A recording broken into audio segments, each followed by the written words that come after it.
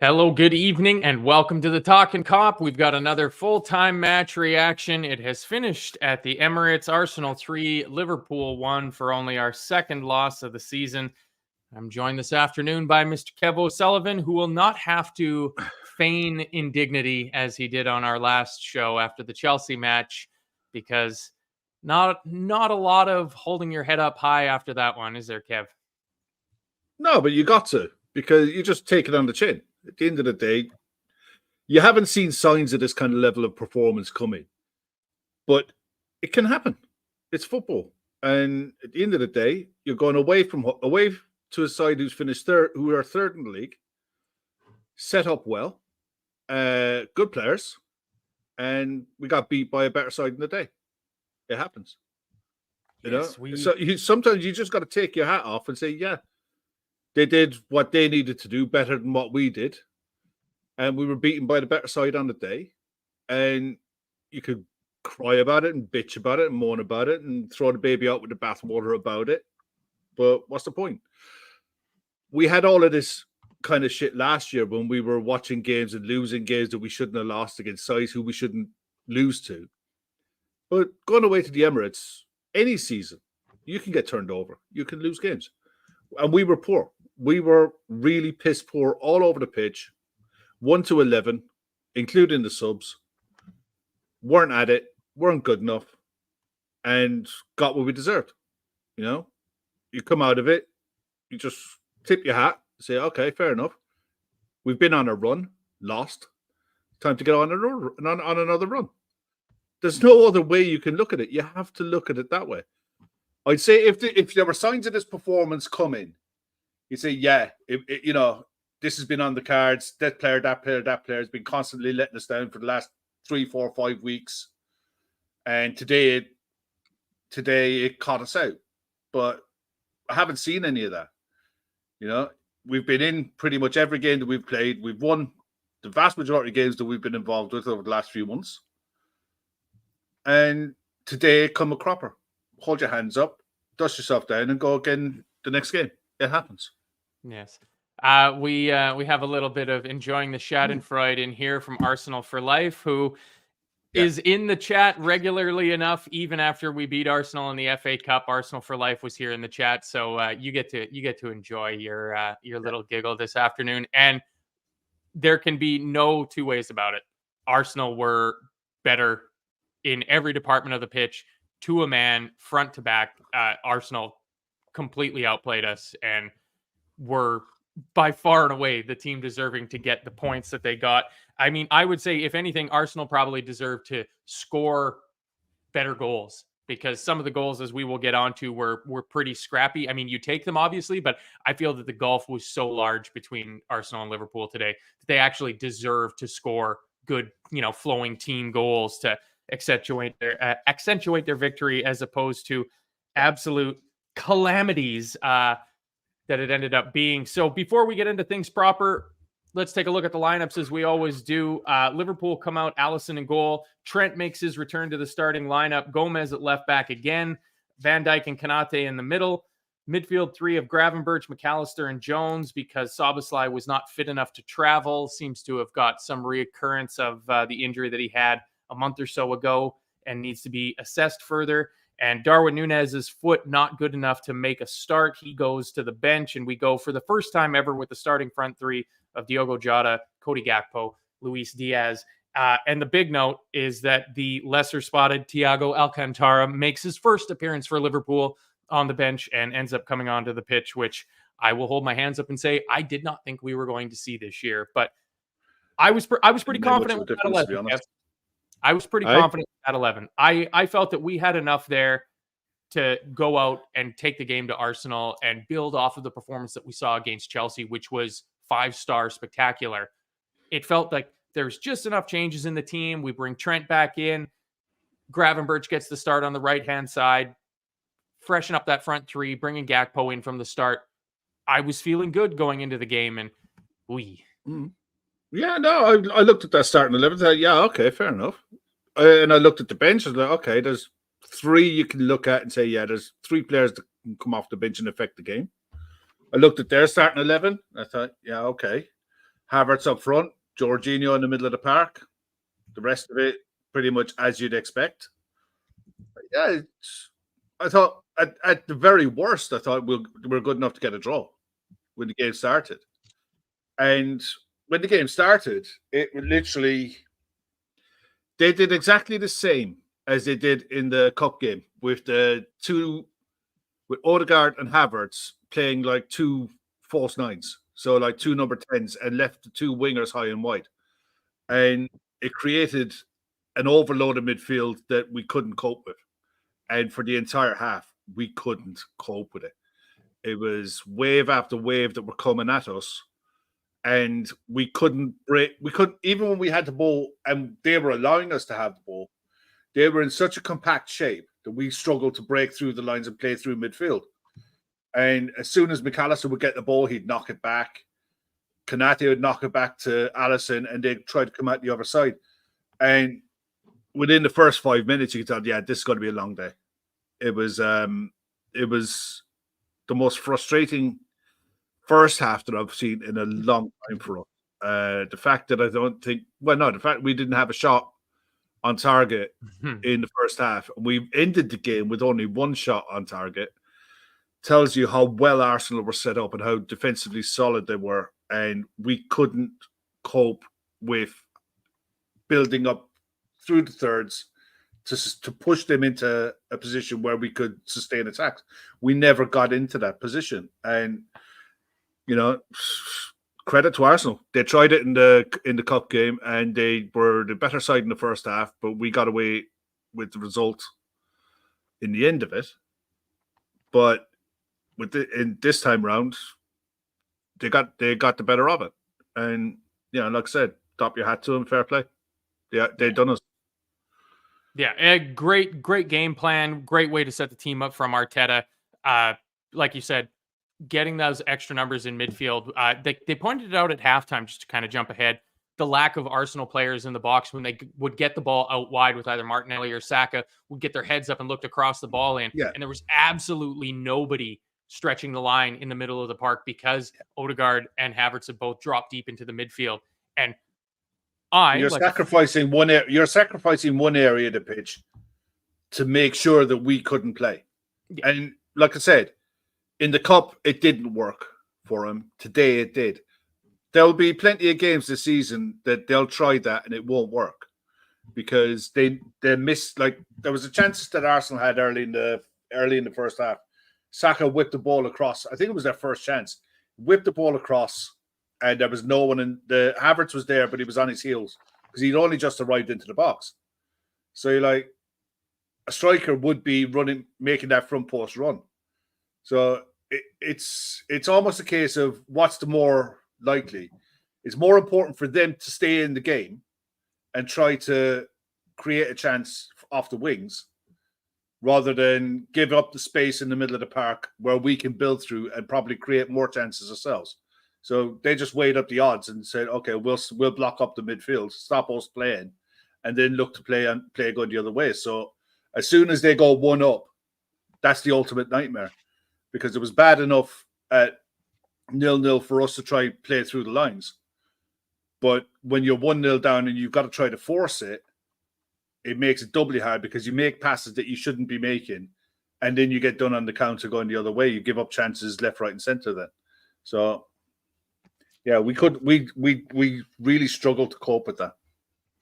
Yeah, in the pre-match build-up, they pointed out that in our last 3 league games against Arsenal, they have scored within the first 10 minutes. So we got to the 10-minute mark, and I was like, "Phew! All right, survived the first 10 minutes, and all the fool me." But I mean, really, the first action of the game, Kev, VVD plays a long ball up to Gakpo, and he wins the one-on-one battle under it and puts it through to Jota. And I was like, "Here we go! This is just like Chelsea, like right out of the traps." We're on top of them. We're going to put some pressure on them. And then that was pretty much it. Like it got from the first 30 seconds onwards, it was kind of all downhill from there because they were pressing us so intelligently and so intensely from the front. We were having tough time building up. Anytime we'd get any amount of space with a bit of a line breaking pass out from Allison or Van Dijk or somebody like that, where all of a sudden we passed by 4 of their players on the press, we'd stop, put our foot on the ball, turn around, and bring it back and allow them to drop back into their shape. Yeah. The one you were talking about. We weren't anywhere near brave enough. I mean, I was listening to commentary with Neville, and it was probably the one thing that he said throughout the half, that we weren't brave enough on the ball in the middle of the park. Yeah. And the one time that you saw it was McAllister got the ball in the 6 with his back to play, and he played a lovely inside pass into into Curtis Jones, and we went from there. That needed to happen a lot more. We weren't anywhere near as brave on the ball as what we normally are. Even if you're outnumbered in the middle of the park, if you're outnumbered there, you can take possession and work it to where you have overloads. And one option was to go along with Virgil.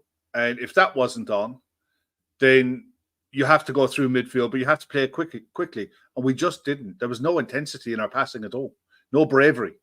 It was fear almost. We were suffocated. And the other thing that we needed to do a lot more, because Joe Gomez was playing that inverted role where he was trying to come inside and Trent was staying wide. That's fine. I don't mind that. But if Trent is going to stay that wide, you have to get him the ball. You have to get him involved. And we didn't feed him anywhere near as much as we needed to. The few times that we did, he whipped some decent crosses in, but it didn't happen anywhere near often enough. And he didn't look right at all. He looked like he was way off the pace. I was just going to ask you about that, Kev, because I mean, there's not much to be said in terms of Trent Alexander-Arnold's game. They were obviously looking to exploit the long ball over the top to find that space behind him. I was blown away actually with how we went with Trent as the orthodox push up, keep the chalk on your boots, right back. And Gomez did, I think, literally all of the inverting. I didn't see Trent drift into midfield once. Yeah, no, he didn't. The whole game. No, he didn't. And he was completely isolated out there. We could not get him the ball. He had really few opportunities to get his head up and play those spraying passes that he is maybe the best in the entire world at playing from that position on the pitch, and then is rightly subbed off. And I think he hit the nail on the head. He did not look right to it. So I guess before we go any further, we should say, obviously, massive condolences to Connor Bradley, but it feels like Connor Bradley would have started this game because it doesn't look like Trent was right to start. I think he might have. I mean, obviously, look, at the end of the day, this is a game of football, and all that was at stake was 3 points. Yeah. At the end of the day, look, Connor Bradley, 20 years of age, lost his father, and unexpectedly, that pretty much trumps everything. And I don't think it would have had any effect on anybody else in the squad, but I don't think Trent would have been starting today. And judging on the 60 minutes that he was allowed to play, because you can tell, nailed on, that was a medical decision. He didn't look at the pace. Saying that, there was a bit in the first half, Martinelli got the afterburners on with Ibu, and he ran away from Konate a bit. I thought, wow, that's rapid. And I don't care who your right back is. Martinelli is seriously quick. And he for the first half, he was very, very good, almost unplayable at times, where he was chopping back in onto his right foot and moving the ball really quickly. I don't give a shit who your right back is. You can have the most defensive-minded right back in the world. He was dusting everyone in sight, because Konate is no slouch by any stretch of the imagination. And yeah, he was very, very good. Easily Arsenal's best player today. But yeah, Trent didn't look on it. Didn't look at it, and it happens. You often get players with that have a layoff, that come back from injury, and it takes them a bit of time to get up to speed. Probably the worst game in the world to come into to start back is against arguably one of the quickest players in the league and one of the most technically gifted on his day players in the league, and he had one of those games today. He has other games where he's absolute pony, but today he was good, and that's just not what you need. Yeah, no, and I'm just going to kind of jump, because this comment here I saved from Sony brings me on to my biggest halftime thought, which was that our right side was completely missing out of the game. And Sony says, have to be honest, I'm never confident with Gravenberch and Gakpo based on this season's form, and Trent all on that right side. And I mean, it was it was not good. It was No. really not good. I'm surprised that we didn't see Klopp shuffle that front line around because of the versatility of those three players in Diaz, Jota, and Gakpo to play basically all three of those positions across the front. Maybe not Diaz through the middle so much, but it was so ineffective on that right hand side, and the importance that Trent has, like, it really feels like our hand was forced in terms of it because Trent was not at the races at all day. And I really like that comment from Sony, so I wanted to give you a little bit of credit for Yeah. that one because I agreed with that completely. Like, Jones didn't cover himself in glory. Diaz on the left hand side No, and don't Gomez think playing anyone at did. left back weren't good, but they were at least somewhat in the game. Like, Diaz always shows up for the ball, and I don't know. Gakpo had one or two times where he almost got on the end of a decent through ball. McAllister in the 12th minute put one through to him, and he shot a little bit wide. Another one from Trent, he just couldn't get onto the end of. But other than that, Gakpo wasn't really in the game. Gravenberch was completely anonymous in the game, and Trent was not affecting the game the way that he should. But we get onto their goal. It's a great ball by Martin Odegaard. That kind of switch half volley around the corner gets Kai Havertz in. He quite clearly beats the offside trap. Allison Becker coming out doing Allison Becker things, a one-on-one save, makes himself big. Ball bounces right to Bukayo Saka, puts it into the empty net, and we survived the first 10 minutes only to get to the 13th minute and concede a goal. Yeah, it was the way that they were set up. That you had Van Dijk drifting in to try to chase the ball into the middle of the park. You had Konate dropping back off because of Martinelli's pace, and right through the middle was a big gaping hole, and they exploited the hole. I mean, when I first saw it, I thought, "What are you doing dropping there? Hold the line." And as soon as he dropped, it just invited the pass. And there's plenty of blame to go about. Do you blame Virgil for chasing the ball into midfield? Possibly. Konate, do you blame for dropping because of Martinelli's pace? Almost certainly. But at the same time, Alisson did pretty much all he could. He got a save on it. But when they went 1-0 up, I don't think you could turn around and say you're hard done by any stretch of the imagination.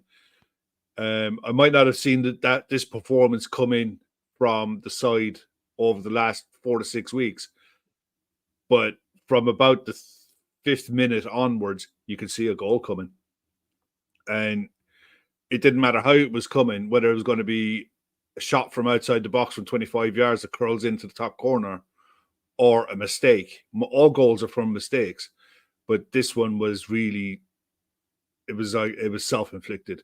It was a terrible line. It was no pressure on the ball carrier, and a big gaping hole for Arsenal to just stroll through. You can't give good sides, good players that much time and ability to pick passes, and then give them the space to play them into. It was just stupid. Every which way you look at it was stupid. Yeah. I mean, I don't think there's a ton to say about it in terms of the goal. It was just poor team defense. Like, I don't think there's a single player that you can look at and go, that's on you. We'll have those to talk about. But that one felt like they took the blame and they split it very evenly amongst everybody involved in the defense. And then we restart after their goal, and immediately Virgil van Dijk gives the ball away. He has to make a last-ditch tackle on an Odegaard shot. A couple minutes later, Van Dijk has to make a huge block again in our box after Trent gives the ball away. And I mean, they were just coming for us. Shortly thereafter, Joe Gomez picks up the game's first yellow card when McAllister's just too casual on the ball in the middle of the field. And then, 31 minutes. Ben White, yellow card for time wasting, which is a common theme that we would see throughout the rest of the game. Just as we go into the added time in the first half, Trent gets on the end of a ball that's clipped in. It looks like, I think it was Havertz at the back post, looked like he was going to be there to nod it home. That was a big positive for Trent. He was switched on when Arsenal, with the ball kind of broke to them. There's a bit of a scramble around our box. The ball gets chipped back in towards the back post. He's there with his head screwed on, paying attention, heads the ball away. And then Allison picks the ball up shortly thereafter, launches it down the field, absolutely launches it down the field. Luis Diaz does fantastic work holding off William Saliba, who is a fantastic defender. one of the best in the Premier League. Luis Diaz bullies him with strength. Ball gets laid off to Gravenberch. Gravenberch sends Declan Rice to the shop for a paper. He's nowhere to be seen. Gravenberch gets his head up, chips the ball in, and the threat is completely gone because Saliba gets body position on Diaz in the box. And then the theme for the rest of the show begins in the third minute of added time in the first half, Kev, which is defensive errors, because that was calamitous. And it really felt like that was the break that we needed after a dreadful first half, with basically the last touch of the ball of the first half to go in level was way more than we deserved. And it was like, all right, get them in at halftime. We won't do this again and come out. But I mean, their goal was like the goal that we scored, the Gabriel Magalhaes' own goal. That's not great. No, it was poor. It would have been interesting if the ball didn't go in. Would he have given a penalty? Wonder. We'll never know.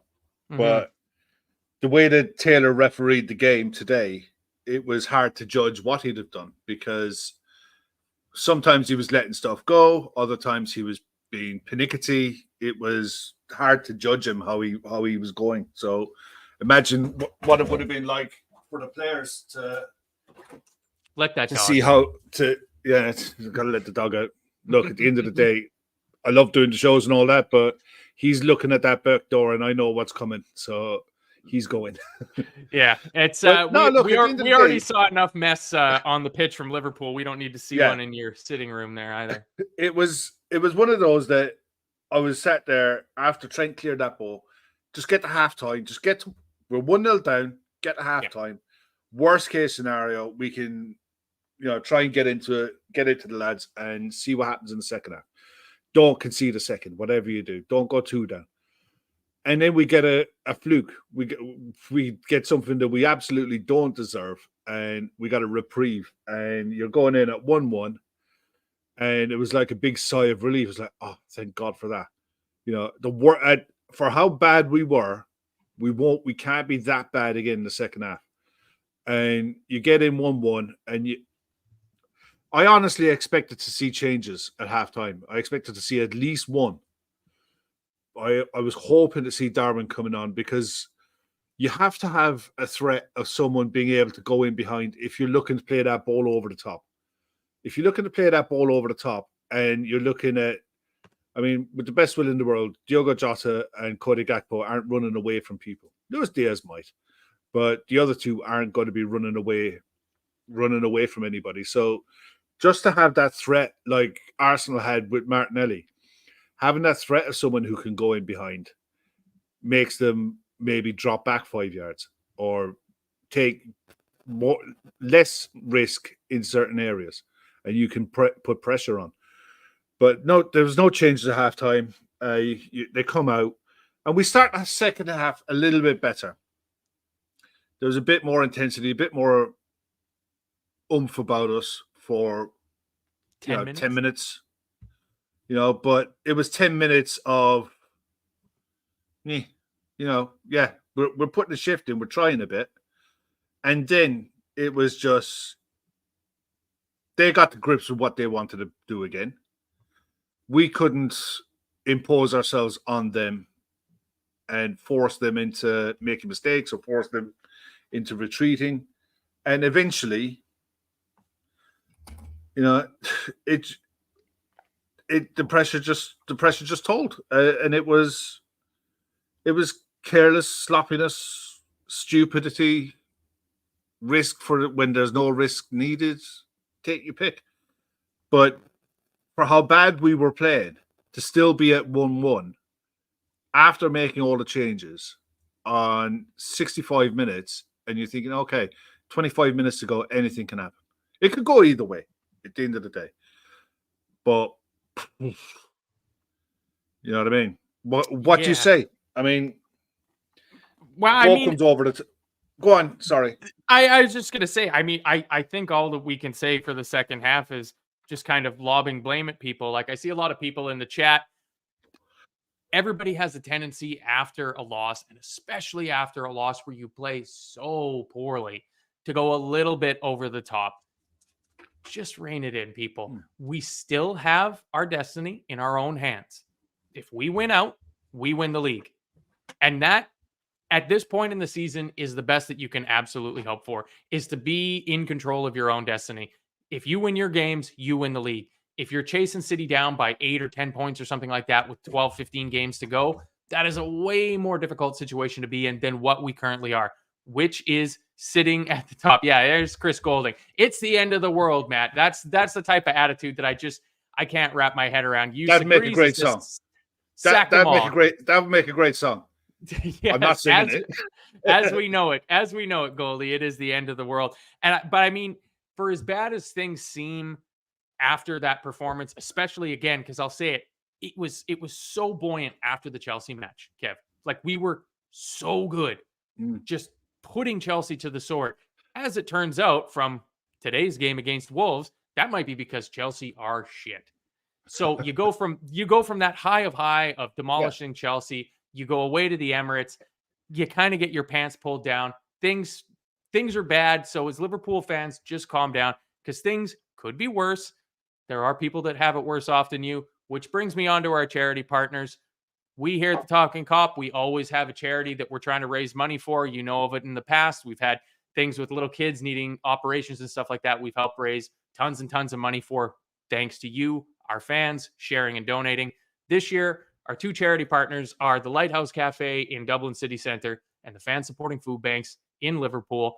Both very, very key organizations helping out people that are absolutely having the worst possible luck out of all of it. You know, you think you feel bad after losing away at the Emirates 3-1. If you're needing to rely on a food bank, they've got a little bit worse than you. So we're asking that you help us raise some money for these people. We're trying to raise 10,000 euros. We're going to split anything and everything that we raise 50-50 down the middle and share it between those two organizations. Obviously, the channel based out of Dublin. So the Lighthouse in Dublin, close to the hearts of the Irish lads.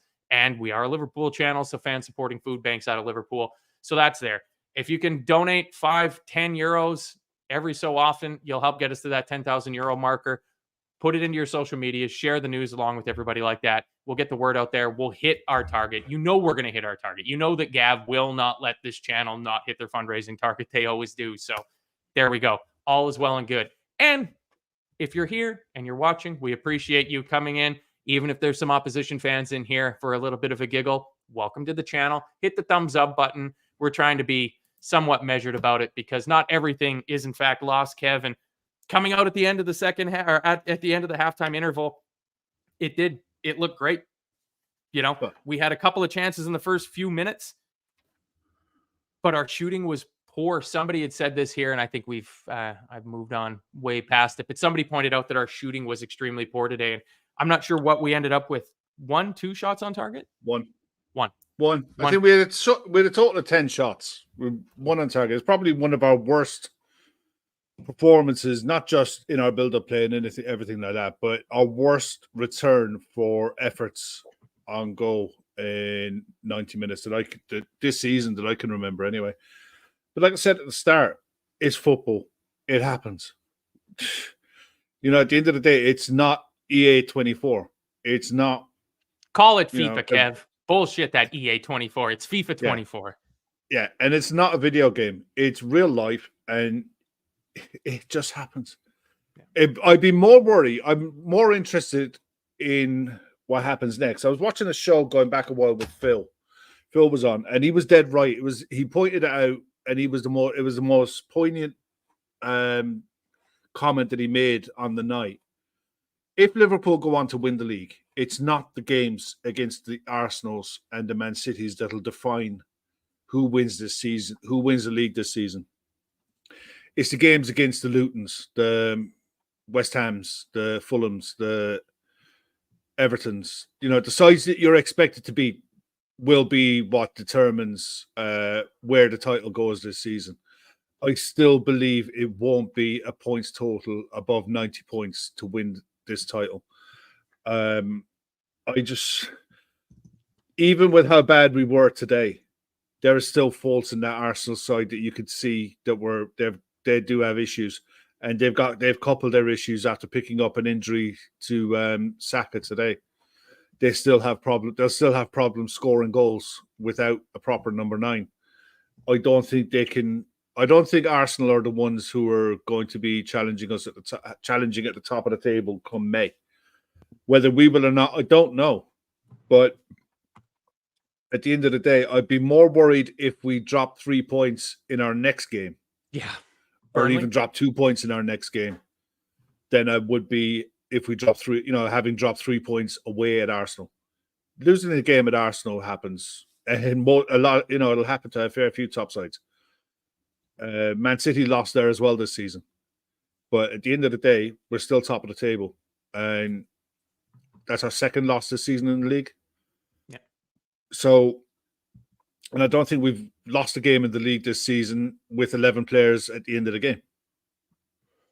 Weird. There you go. Yeah, it's we did in fact end up picking up our 5th red card of the season, which feels like almost an entire Klopp's worth of red cards in 23 games. No argument about it, though. Yeah, no argument about it. Good point from Chris here. It says, once Arsenal turn up against City, we're still in the driving seat. So that's something else you have to remember. Like, let Arsenal continue to have the wind beneath their wings after this. I don't watch any of the post-game stuff. I turn it off immediately after the final whistle and get ready to come on and do a show. But it sounds like they had another trophy presentation for winning the league. I'm not entirely sure. But I'm okay with Arsenal challenging because at the start of the season, my predicted top 4 finish was Liverpool, Arsenal, City, Aston Villa. And the fact that I am still in with a shout of that being the final 4 at the end of the year at this stage in the season, I'm feeling fantastic about that. Modern day Nostradamus stuff. Not much really happens. We get another, who got a red card? Oh yeah, Gabriel gets a yellow card on 56 minutes just before we bring on a triple substitution of Darwin, questionable foot Nunez, Andy Robertson, and Harvey Elliott. Gakpo goes off. Trent goes off. So Gomez moves over to right back. Robertson obviously in at left back. Gravenberch off for Harvey Elliott. All 3 of those had poor games. I mean, that's that entire right-hand side that I was talking about.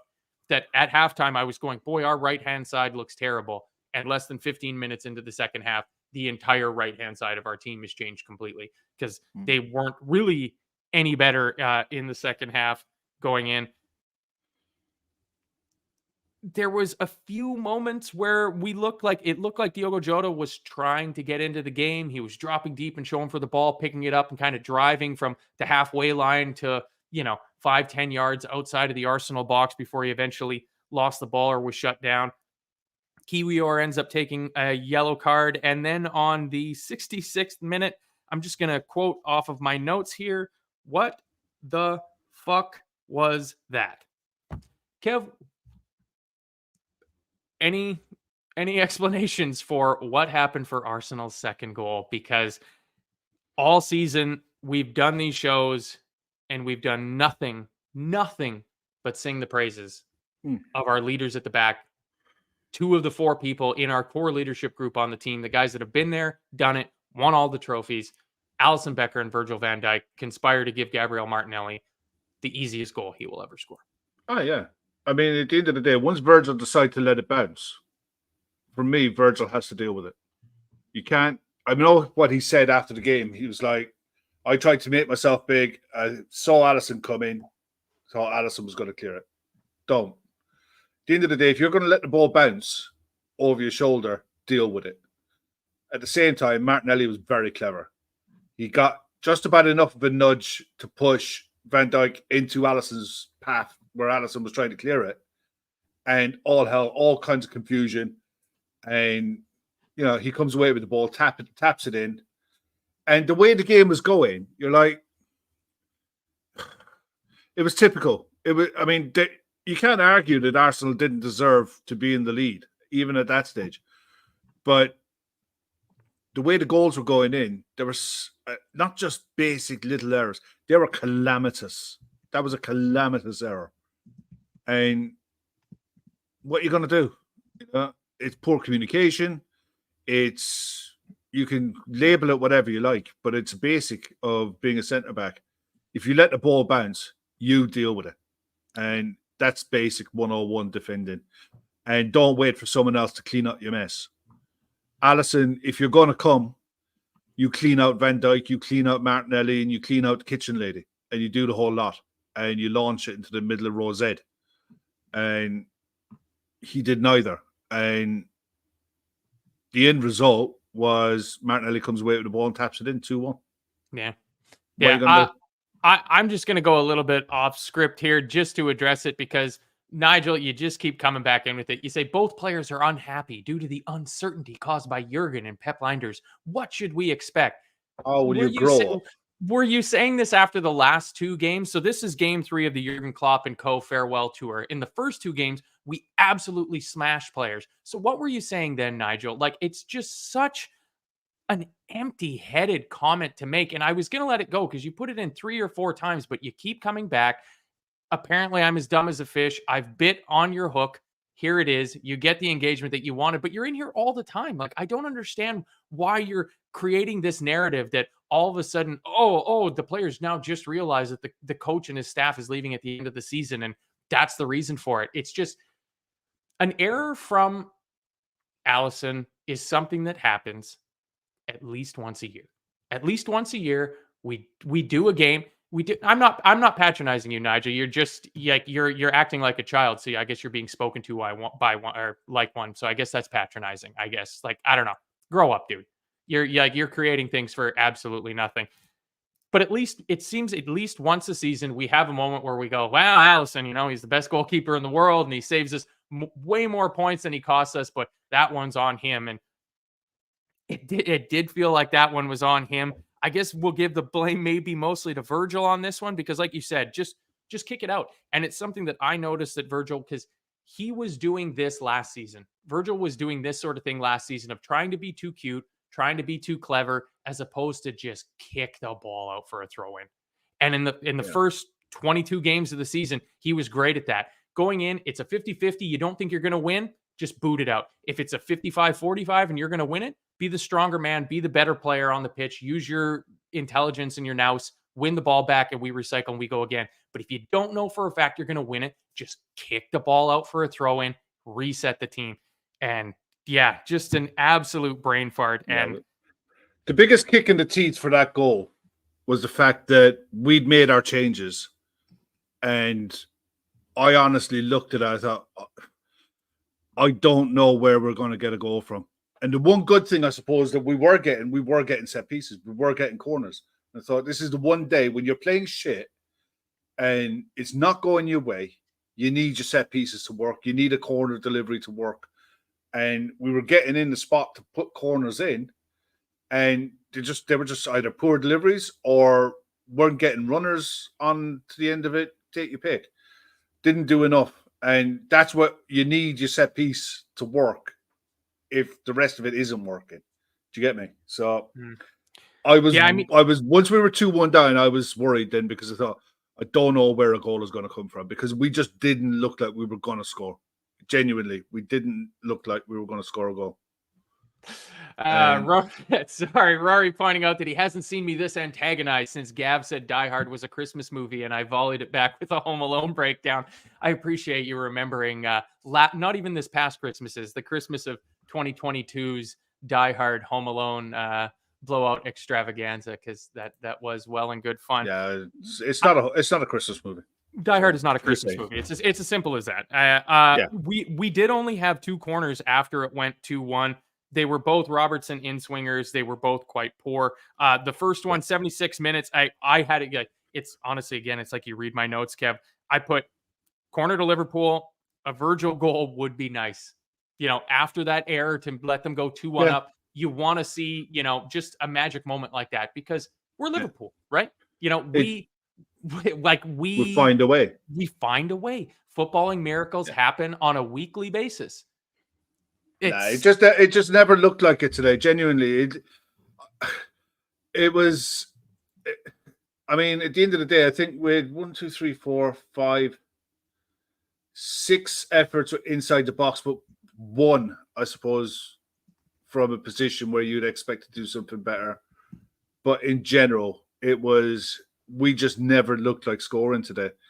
And you can have those games, but that's the kind of game that you need a corner delivery to go in, and you need a centre back to stick their nut on it and just drill one in and get you back in the game and get out of it with a point. And they got a late one, but at the end of the day, at that stage, we were down to 10, and we were chasing our tails, trying to get back into it. And I don't care about losing the third goal because I'd rather concede a third, trying to get a second to get it back to a draw, than to just play the way we were playing in the hope of not conceding one and you might get something on a break. I'd rather risk it and concede a third than, do nothing and concede a fourth. But I ask you, any complaints about the Ibu Konate bookings? I mean, the only complaint I would have would be him forgetting that he was already on a yellow card. Like, it's a bit soft, but you've seen that be given as a yellow card. Yeah, pretty consistently. It's for the inconsistent PGMOL. They've been fairly consistent with that. There's players back. It's not like he was, stopping a breakaway or anything like that. But it was, it was a bit too blatant, wasn't it? Yeah, it was the same. It's the same sort of feeling that I got after Jota's second yellow against Spurs. Of like, well, you can't do that. If you're not on a yellow card, great. I'm cheering that. I'm putting a big star beside it, going, good foul to take, good foul to take. And as soon as you're on that yellow card, you just can't do it anymore. But I mean, consistency is consistency. There's one thing that did frustrate me was Darwin Núñez got booked. Darwin got booked for exactly the same foul that was committed on him as what Ibu Konate got sent off for. I have no problem with Konate's second booking. I think he was good forward play by Reiss Nelson. He turned back into him and he forced the foul. You knew the position he was on the pitch. You knew he didn't have the legs to get away from anyone. He bought the foul and hoped, and he got one. At the end of the day, I don't think there's anything much that Konate could have done there. Even if he'd have stood still, I think he would have engineered contact in a way that he was going to take the foul.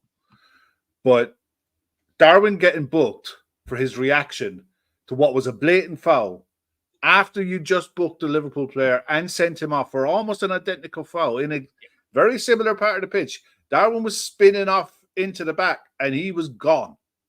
And Gabriel wasn't catching him. Saliba wasn't catching him. He was gone. He was going to have a chance. And that was a 2-1. But Gabriel,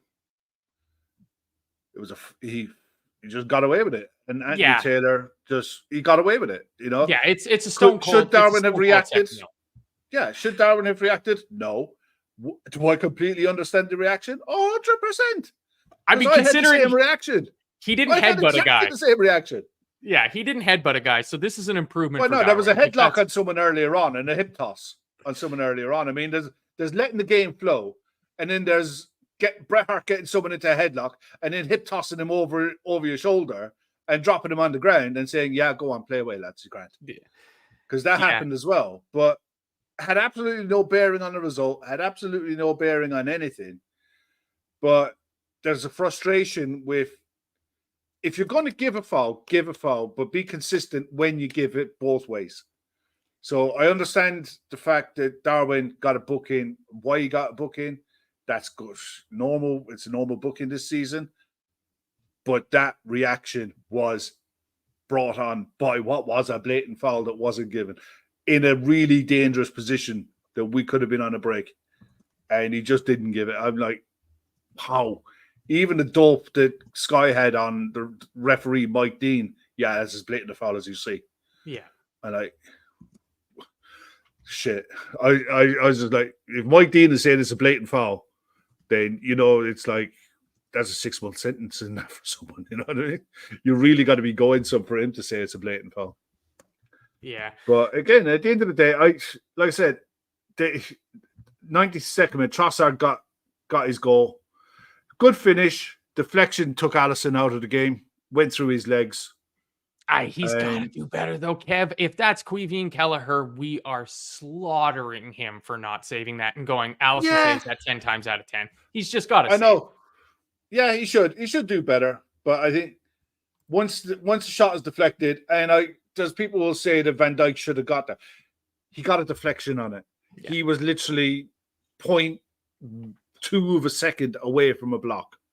What more? He got his foot on it. It deflected in. And is it a fair reflection on the game? Yeah, it probably is. I think 3-1, if you looked at the scoreline and the performance and not the goals, you'd say, yeah, 3-1, fair enough. Yeah, I wouldn't argue with it, genuinely. It's just one of them. Yeah. But it's more important now, the reaction next weekend. The reaction next weekend has to be 100% right. And they've got a week. I think this is going to be the last week, fingers crossed, touch wood. This is the last full week that we have preparing for a game now, hopefully for a while. Yeah. You know, and I think a reset and a go again isn't the worst thing in the world that could happen.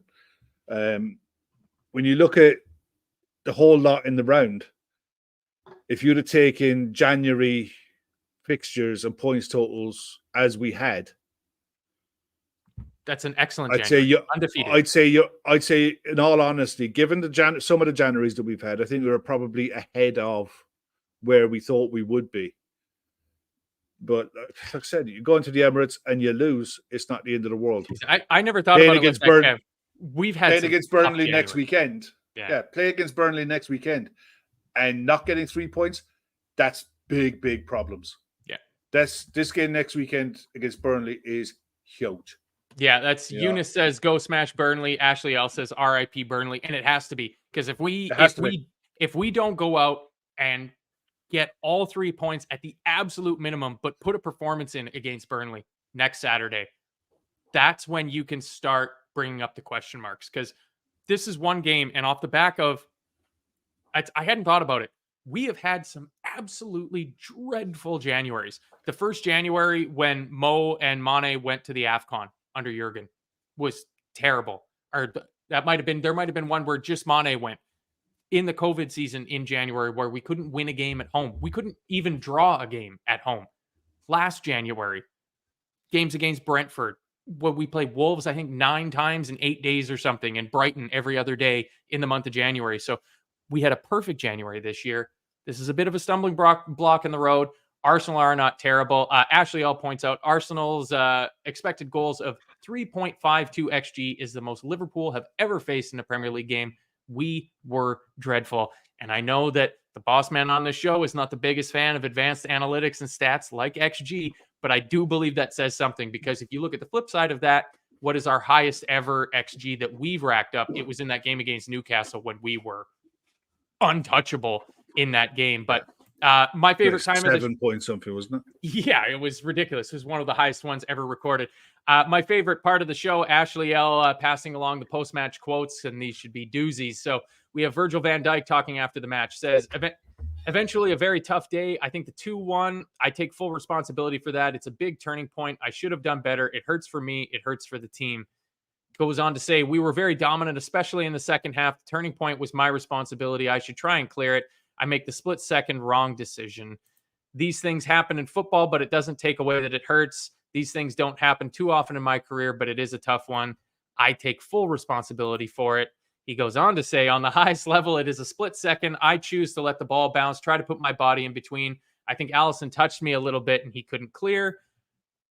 Our first defeat since September, obviously it hurts. Losing hurts, especially the way we did it. In so many ways, it was unnecessary, but we take it game by game. It hurts for me seeing all the fans coming the whole way down. It is not nice to be involved in mistakes. I will work hard. I will be back. There's no doubt about that. I will make these things don't happen anymore beginning on Saturday. That's good leadership, Kev. Fronting up, that's immediately after the match of being like, I'm being asked to go and have a microphone put in my face, and they're going to ask me about my mistake. So that's leadership to me, is putting your hand up and going, hey, that's on me. Yeah, no, but in fairness, what the hell can he say? At the end of the day, the fact he turned around in his second comment, he says we were in control. No, we fucking weren't, mate. Let's be honest about it. Yeah, up until their goal, he says in the second half, and up until their goal, we were on top in the second half. We weren't really. We were. It felt like we were allowed to have the ball in certain areas as long as we didn't threaten them in any way, shape, or form. And I don't think that's control. I think they kept us at arm's length for a good while. Yes, he was right to own it. It is his fault, ultimately. Alisson shouldn't be there, but when he gets there, he has to clear everyone in the kitchen sink. But at the end of the day, he will, between now and the end of the season, win us points a lot more than he'll drop us points. And, it's the one thing I suppose you can look at Virgil and say, yeah, he will dust this off quick. This won't rest in his head. And the next Saturday can't come around quick enough for those senior players, because ultimately it was the senior players who didn't show up, and people try to hang out the likes of Curtis Jones, the likes of Harvey Elliott, Ryan Gravenberch. They've been in first team squad for the last for 5 minutes. You need your senior players to get a grip of the ball and dictate how the game goes, and they didn't today. They weren't allowed to. And you just have to fucking take it on the chin and move on. Yeah. There's no point in fucking dwelling on it, over dwelling on it. It is what it is. Well, I mean, you mentioned Curtis Jones, and I mean, we've got breaking news here from ITK Wizard that says that match may have players calling up Arsenal and players changing their mind. That's the danger of these results. You're always playing for your future. Everybody just take a breath and relax. Everybody take a breath and relax. That game sucked. The performance was awful. The result was not what we were wanting or hoping for, but there is still plenty to play for. And like I said, we have everything in our hands still. We still control our own destiny. That's the most important thing. Just a few words from Klopp. He says, in general, it was not our day. We can really admit that. Arsenal deserved the 3 points, even when circumstances were a bit strange. We didn't play enough from the start. No kidding. We struggled a little bit. No kidding. We weren't calm enough. No kidding. We had possession. We just didn't have the finishes. No kidding. And on Nunez not starting, if that was an issue for Liverpool, he said maybe that was not our problem. And then on the red card, he said Gabriel's doing the same thing to Nunez. No yellow card. So I mean, that's how clear and obvious the issues were, was that there could be no masquerading it by either the manager or any of the players facing up to the media after the game. It was piss poor from Liverpool, start to finish, which brings me on to the $64 million question, Kev. Pick me a Liverpool man of the match. No, I won't. Not even Thiago for just appearing? Good God, no. He gave a ball away in the first 30 seconds of being on the pitch. Shocking. Shocking. Yeah, I was like, Jesus Christ, no. Look, the best of a bad lot, and I mean the best of a bad lot, was probably McAllister, only for a couple of incisive passes that he made in the first half. In general, to a man, they were all poor. They all had... There's so much collective blame to go around that you can't turn around and say, yeah, you were the best, worst piece of shit that was on the pitch today. What's the point? They were all fucking bad. I mean, you have to just fucking own it, take it on the chin, and move on. It happens in football. Like I said, the most important game is next Saturday against Burnley and how we react to that and get back on another run. It's all well and good. We'll lose. I reckon we'll lose more games this season as well. But it's how you react after it. And if you don't react in the right way, then we will be out of a title race. But I don't like that talk. If we do react to it in the right way, then it's up to us, like you said. And you were dead right in what you said. It's everything. Our destiny is still in our own hands. And we have... It's not just the Man City coming to Anfield. That game will take care of itself. It's the rest of the games. We have enough games between now. It's the 4th of February. It's my daughter's birthday today. So I actually legged it back home for my daughter's birthday today to watch the game, to come on the post-match show. And I'm like, I just want cans now. I just want to get on the drink and watch the lads' reaction to it at 10 o'clock. But what can you do? Yeah. I mean, how was that lunch? You put a picture of it into the Telegram. Oh, man, it was... Guinness was nice. Yeah. It was a lamb shank. My daughter had a lamb shank with mashed potatoes. That looked the bomb. I had... It was a homemade burger with bacon, mushrooms, onion, salad, fries. I had chicken wing starter with barbecue sauce. Ooh, it was a cheat day today, wasn't it? It was a cheat Today day. was cheat day. I've been saving this cheat day all of January, and I'm capping it off now. My missus has just gone to pick the other two up from work, and they're stopping in the chipper on the way home, and I'm having chip butties with some nice brown sauce, and sit down and watch. There's Call the Midwife at 8 o'clock, and have a few cans and put my feet up and watch Gav, Shawnee, Emmett, and Keith dissect this again at 10 o'clock. Yeah. I mean, that's what we're here for. This is the Sunday routine when the Reds play on a Sunday, which when you're in the Europa League is more often than it's not. You get the post-match reaction immediately following the show, and then you get Gav and the lads coming on at 10 p.m. on a Sunday evening to kind of wrap the whole weekend up. Obviously, we still have Man City away at Brentford to go tomorrow to finish off this game week, and here's fingers crossed that Ivan Toney can pull something out. I mean, they beat him twice last year. Double over him last year. I know. Double over him last year. And they won't be afraid. Brentford won't be afraid of Man City either, especially this version of Man City. But they have to be clever, though, Kev, because Brentford is in a dangerously low spot on that table. Brentford aren't as good as what they were 12 months ago either. But look, Man City have to go and get the points. So on paper, at the end of the day, Man City win every game from now until eternity because that's what they're expected to do. But football isn't played on paper, as we saw today. Yep. Yeah, I mean, absolutely. And I mean, if football is played on paper, it is the Fantasy Premier League, which is the stupidest game ever created. I hate fantasy football so much. The fact that pretty much everybody in my little friends league has Gabriel, and instead of him getting a second yellow and a red card, Darwin Núñez, who I'm the only person that has, ends up with the yellow card, just fully put a bow on today for me. But I mean, you've got just over 2 hours, 2.25 hours until the lads are back on tonight with the Sunday night show. We thank everybody for joining us. I apologize to Nigel if I hurt his feelings for bringing up one of his comments and disagreeing with it. I think we may have lost a sub tonight, and for that, I apologize to the wider Talkin Kop community. One thing I'll say, right? Matt will come on and give his opinion about what he sees in the game. I'll come on, Gav, Chris, Shawnee, everyone. We'll all come on and we'll give our opinions on what we see. People in the chat will see different things, rightly so. And at the end of the day, we all have different opinions, no problem. We put up comments and we challenge the comments.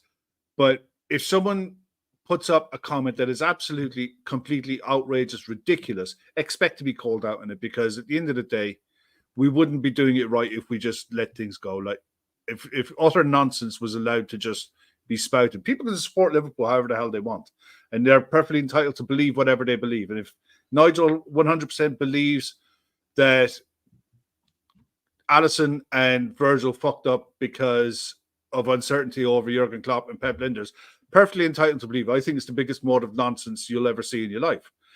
But at the end of the day, we'll agree to disagree and we'll move on. Yeah. At the end of the day, it's an opinion. Not everyone is going to agree with every comment that comes in here, and nor would anyone expect us to. And at the end of the day, I'll say whatever I think I see, and if I'm wrong, I'll hold my hand. And I have done this season. I'll put up my hand and say if I'm wrong.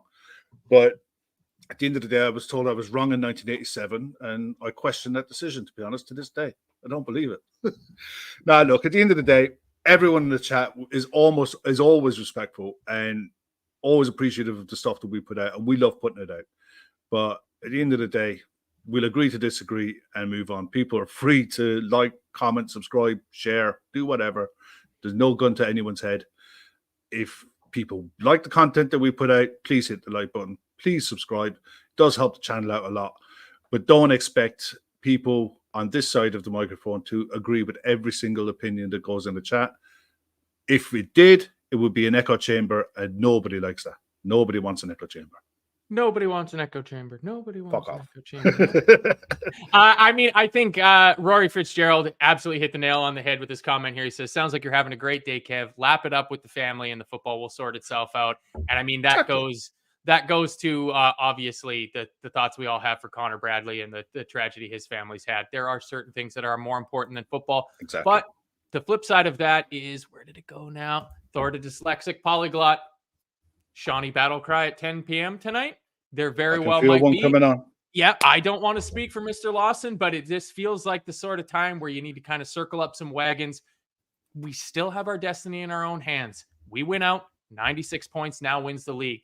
Thank you, everybody, for joining us tonight. Please, if you can, help donate to our charity partners. You know, you'll always find the link in the description, whether it's on YouTube, on your podcast, or in the Talkin Kop social media on whatever platform that is on. You'll find the link to that GoFundMe. Trying to raise our 10K for the Lighthouse, for fans supporting food banks. We also have our memberships open. You're going to get 20, 25 shows a month. Some of those members only live on YouTube. Those are the absolute crack. I believe I'm using that word correctly, Kev. Correct me if I'm wrong. But no. Very well done. Very well done. Yeah. You're getting acclimatized. Thank you. I've got a very big week ahead of me because, as far as I know, I am a guest on this week's episode of The Greatest, which is our new member series we have going on, hosted by Phil, talking about trying to figure out who is the greatest sports person of all time. It's Emmett and Gav on the show with Phil, and I believe I'm up on deck for this week's episode to talk about some of the American sports and to say I'm a little... The correct answer is Larry Bird. It's just not Kev. It's just not. You can tell that Kev lived in the Northeast of the United States in and around the time that Larry Bird was playing basketball. I'm just going to leave it as that. The other thing I'll ask, hit the thumbs up button, rate it 5 stars on all your podcast apps, all that good stuff. You guys know how this all works. Yeah, that was a good enough hour, I think, for me. Kev, anything else before we go? No, listen, everyone in the chat, thank you all very much for staying with us and contributing to the chat. It does, we might not put all the comments up, but they do get read. So really appreciate everyone. And look, at the end of the day, it's 3 points dropped. The sky hasn't fallen in. We'll be back doing this again next Saturday, and we'll go again. Yep, absolutely. We've got what is becoming a rare Saturday match for us. We're on the 3 o'clock. It's 3 p.m., man. 3 p.m. Saturday. Good luck watching that one legally, you Europeans. I get to watch all the games, but I know we can. I listen to the games on the radio, and I then comment on what I hear on the radio from my mind's eye after the game. That's how it should be done. And I mean, in a perfect world, Kev, everybody would get to watch every game, and every game would have a feed of Gav and Emmett from the Cinema Pongo Pergola doing the watch along, because I think after a couple of times having that joy in our life, all of us here on the Talkin Kop have come to the conclusion that I would rather have Gav and Emmett commenting on any game as opposed to any of the pairings of shit that they throw out to commentate on these games, because they are getting quite annoying after a while. But that's enough from us. It finished at the Emirates, Arsenal 3, Liverpool 1. It was very, very poor. But if you look at the table, Liverpool are still sitting at the very, very tippy top. So tune back in 2 hours and 10 minutes. You're going to catch the Sunday night show from the Talkin Kop. But that's been Kev. I've been Matt. Thank you very much for joining us. We'll see you after the Burnley game next weekend. Adios.